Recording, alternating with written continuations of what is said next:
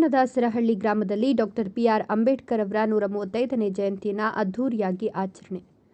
ಶಿಡ್ಲಘಟ್ಟ ತಾಲೂಕಿನ ಜಂಗಮಕೋಟೆ ಹೋಬಳಿಯ ಚೀಮಂಗಲ ಗ್ರಾಮ ಪಂಚಾಯಿತಿ ವ್ಯಾಪ್ತಿಗೆ ಬರುವ ನಾರಾಯಣದಾಸರಹಳ್ಳಿ ಗ್ರಾಮದಲ್ಲಿ ಸಮತಾ ಸೈನಿಕ ದಳ ಹಾಗೂ ಡಾಕ್ಟರ್ ಬಿಆರ್ ಅಂಬೇಡ್ಕರ್ ಯುವಕರ ಬಳಗ ಹಾಗೂ ನಾರಾಯಣದಾಸರಹಳ್ಳಿ ಗ್ರಾಮಸ್ಥರಿಂದ ಡಾಕ್ಟರ್ ಬಿಆರ್ ಅಂಬೇಡ್ಕರ್ ಅವರ 135ನೇ ಜಯಂತಿ ಅಂಗವಾಗಿ ಡಾಕ್ಟರ್ ಬಿಆರ್ ಅಂಬೇಡ್ಕರ್ ಹಾಗೂ ಜಗಜ್ಜೀವನ್ ರಾವ್ ಅವರ ಭಾವಚಿತ್ರಕ್ಕೆ ವಿಶೇಷ ಪೂಜೆ ಸಲ್ಲಿಸಿ ಪುಷ್ಪಮಾಲೆ ಸಲ್ಲಿಸುವ ಮೂಲಕ ಜಯಂತಿಯನ್ನು ಅದ್ದೂರಿಯಾಗಿ ಆಚರಣೆ ಮಾಡಲಾಯಿತು. ಈ ಸಂದರ್ಭದಲ್ಲಿ ಮಾತನಾಡಿದ ರಾಜಸ್ವ ನಿರೀಕ್ಷಕರಾದ ಶಶಿಕುಮಾರ್, ಈ ಒಂದು ಮಟ್ಟಕ್ಕೆ ಎಲ್ಲ ಪ್ರಬುದ್ಧರಾಗಿದ್ದಾರೆ ಅಂದರೆ ಖುಷಿಯಾದ ವಿಚಾರ. ಎಲ್ಲ ನಗರ ವ್ಯಾಪ್ತಿಯಲ್ಲಿ ಅಥವಾ ತಾಲೂಕು ಮಟ್ಟದಲ್ಲಿ ಆಚರಣೆ ಮಾಡುವಂತಹ ಜಯಂತಿಯನ್ನು ಪ್ರತಿ ಗ್ರಾಮದಲ್ಲೂ ಆಚರಣೆ ಮಾಡುವಂತಹ ಮಟ್ಟಕ್ಕೆ ಬಂದಿದ್ದೀರಾ ಅಂದರೆ ಪ್ರಬುದ್ಧರಾಗಿದ್ದೀರಾ ಅಂತ ಹೇಳೋ ವಿಚಾರ ಅಂತ ನನ್ನ ವೈಯಕ್ತಿಕ ಅಭಿಪ್ರಾಯ. ಇನ್ನು ಹೆಚ್ಚಿನದಾಗಿ ಪ್ರಬುದ್ಧರಾಗಿ ಡಾಕ್ಟರ್ ಬಿಆರ್ ಅಂಬೇಡ್ಕರ್ ಅವರ ಕನಸು ಕಂಡಿದ್ರಲ್ಲ, ಆ ಕನಸನ್ನು ನನಸು ಮಾಡುವ ಪ್ರಯತ್ನದಲ್ಲಿ ನಮ್ಮ ನಾರಾಯಣದಾಸರಹಳ್ಳಿ ಯುವಕರು ಏನಿದ್ದೀರಿ ಆ ನಿಟ್ಟಿನಲ್ಲಿ ಸಾಗ್ತಿದ್ದೀರಾ ಅನ್ನೋ ಒಂದು ಸೂಚನೆ ನನಗೆ ಸಿಕ್ಕಿದೆ ಅಂತ ಹೇಳೋದಕ್ಕೆ ಬಯಸ್ತೇನೆ ಅಂತ ಹೇಳಿದರು. ಕಾರ್ಯಕ್ರಮದ ವೇದಿಕೆ ಮೇಲೆ ಇದ್ದ ಗಣ್ಯರು ಶಾಲು ಹೊದಿಸಿ ಹಾರ ಹಾಕಿ ಹಣ್ಣಿನ ಬುಟ್ಟಿ ನೀಡಿ ಸನ್ಮಾನ ಮಾಡಿ ಗೌರವಿಸಲಾಯಿತು. ಸಮತಾ ಸೈನಿಕ ದಳ ಹಾಗೂ ಡಾಕ್ಟರ್ ಬಿಆರ್ ಅಂಬೇಡ್ಕರ್ ಯುವಕರ ಬಳಗದ ವತಿಯಿಂದ ವಿದ್ಯಾಭ್ಯಾಸ ಮಾಡುತ್ತಿರುವ ವಿದ್ಯಾರ್ಥಿಗಳಿಗೆ ಉಚಿತ ಪೆನ್ನು, ನೋಟ್ಬುಕ್ಗಳನ್ನು ಗಣ್ಯರಿಂದ ವಿತರಣೆ ಮಾಡಿ ಸಿಹಿ ಹಂಚಿ ಅನ್ನ ಸಂತರ್ಪಣೆಯನ್ನು ಮಾಡಲಾಯಿತು. ಕಾರ್ಯಕ್ರಮದಲ್ಲಿ ನಿರೂಪಣೆಯನ್ನು ಚೀಮಂಗಲ ಚಂದ್ರಶೇಖರ್ ಅವರು ತುಂಬಾ ಅಚ್ಚುಕಟ್ಟಾಗಿ ನಿರ್ವಹಿಸಿಕೊಟ್ಟರು. ಈ ಸಂದರ್ಭದಲ್ಲಿ ಜಂಗಮಕೋಟೆ ಹೋಬಳಿಯ ರಾಜಸ್ವ ನಿರೀಕ್ಷಕ ಶಶಿಧರ್, ಶಿಕ್ಷಕರಾದ ಶಿವಶಂಕರ್, ವೇಣುಗೋಪಾಲ್, ಗ್ರಾಮದ ಹಿರಿಯ ಮುಖಂಡರಾದ ದೇವಪ್ಪ, ನಾರಾಯಣಮೂರ್ತಿ ಹಾಗೂ ಸಮತಾ ಸೈನಿಕ ದಳ ಸಂಘಟನೆಯ ತಾಲೂಕು ಯುವ ಘಟಕದ ಅಧ್ಯಕ್ಷ ರಾಜು ಎನ್, ಗ್ರಾಮ ಶಾಖೆಯ ಅಧ್ಯಕ್ಷ ಬಾಲಾಜಿ, ಉಪಾಧ್ಯಕ್ಷ ರಾಜು ಎನ್, ನಾರಾಯಣಪ್ಪ ಮೂರ್ತಿ ಹಾಗೂ ಸಮತಾ ಸೈನಿಕ ದಳದ ಸಂಘಟನೆಯ ತಾಲೂಕು ಯುವ ಘಟಕದ ಅಧ್ಯಕ್ಷ ರಾಜು ಎನ್, ಗ್ರಾಮ ಶಾಖೆಯ ಅಧ್ಯಕ್ಷ ಬಾಲಾಜಿ, ಉಪಾಧ್ಯಕ್ಷ ನಾಗೇಶ್, ಕಾರ್ಯದರ್ಶಿ ಮುನಿಕೃಷ್ಣ, ಸದಸ್ಯರಾದ ಸಂತೋಷ್, ಮುನಿರಾಜು, ಚೌಡಪ್ಪ, ನರಸಿಂಹಪ್ಪ, ಓಬಳೇಶ್ ಇನ್ನು ಮುಂತಾದವರು ಹಾಗೂ ಗ್ರಾಮಸ್ಥರು ಹಾಜರಿದ್ದರು. ಸೊರಕಾಯಲಹಳ್ಳಿ ನವೀನ್ ಕುಮಾರ್ ಎಸ್ಎಲ್. ಮಾತಾಡ್ಬಿಡ್ತಾರೆ, ಆದರೆ ಬಾಬಾ ಸಾಹೇಬ್ ಅಂಬೇಡ್ಕರ್ ಬಗ್ಗೆ ಮಾತಾಡಬೇಕಾದ್ರೆ ತುಂಬಾ ತಿಳುವಳಿಕೆ ಇರಬೇಕು. ಒಂದು ಮಾತು ತಪ್ಪುದ್ರೂ ಸಹ ಅಲ್ಲಿ ಬಹಳ ಅವನ್ನ ನಾವು ಅವಮಾನಿಸ್ತೀವಿ. ಈತ ಏನ್ ಸಾಮಾನ್ಯ ಮನುಷ್ಯನಲ್ಲ. ಬಾಬಾ ಸಾಹೇಬ್ ಅಂಬೇಡ್ಕರ್ ಸಾಮಾನ್ಯವಾದ ಮನುಷ್ಯರಲ್ಲ. ಸುಮಾರು 64 ಡಿಗ್ರಿಗಳನ್ನ ಪಡೆದಿರ್ತಕ್ಕಂತಹ ಬಹಳ ಬುದ್ಧಿವಂತ ಮೇಧಾವಿ. ಇಡೀ ವಿಶ್ವದಲ್ಲಿ 64 ಡಿಗ್ರಿಗಳನ್ನು ಪಡೆದಿರ್ತಕ್ಕಂತಹ ಏಕೈಕ ಮೇಧಾವಿ ಅಂತ ಹೇಳಿದ್ರೆ ಡಾಕ್ಟರ್ ಬಿಆರ್ ಅಂಬೇಡ್ಕರ್ ಅವರು.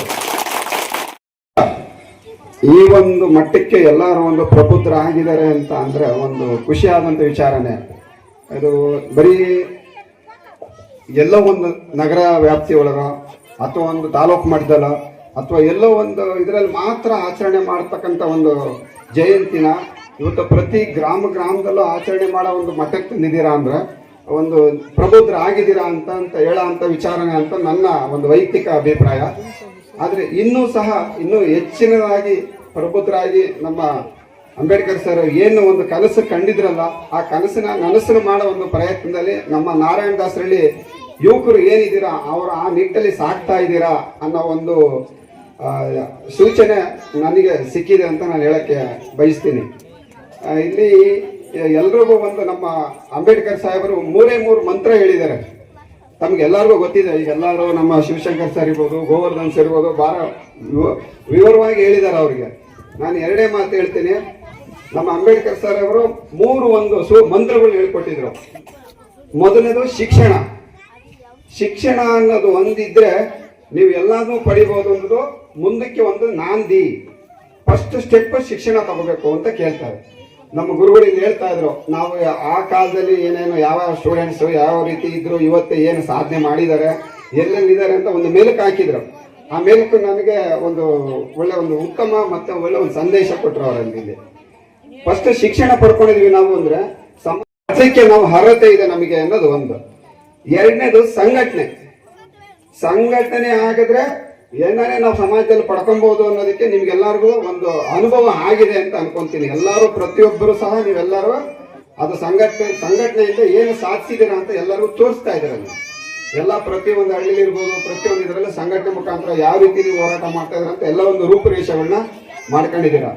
ಸಂಘಟನೆ ಆದ್ಮೇಲೆ ಹೋರಾಟ, ಆ ಸಂಘಟನೆ ಶಿಕ್ಷಣ ಸಂಘಟನೆ ಎರಡೂ ಸಂಯೋಜನೆಗೊಂಡು ಲಾಸ್ಟ್ ಅಲ್ಲಿ ಒಂದು ಹೋರಾಟ ಅನ್ನೋ ಒಂದು ಪದ ಒಂದು ಮಂತ್ರವನ್ನು ಕೊಟ್ಟಿದ್ದಾರೆ.